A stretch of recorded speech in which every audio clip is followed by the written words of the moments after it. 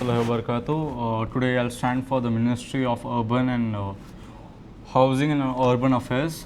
As we see international racism of Indians, as an Indian goes to foreign, we see the hotel managers people, they collect an advance amount from the Indians as they are truly unhygiene.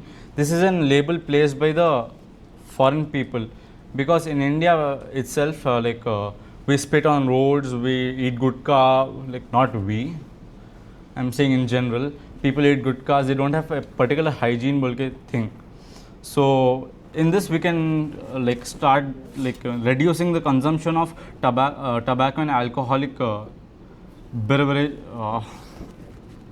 alcoholic products, many things like gutka we have, cigarettes we have, because in foreign there's European countries where there were no spit signs, where people have spit a lot, Indians, especially Indians have spit, where the people in Australia there are protests going on against Indians, saying we don't want Indians in Europe, okay, we don't want these people.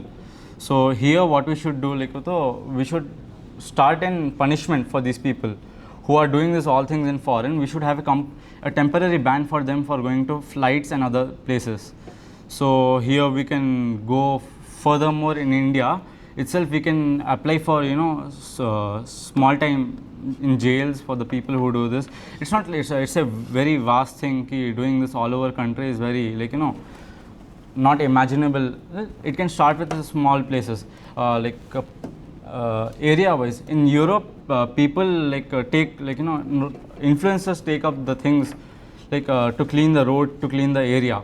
So we can do that same thing, bring up the culture in India also and go on with it. Thank you.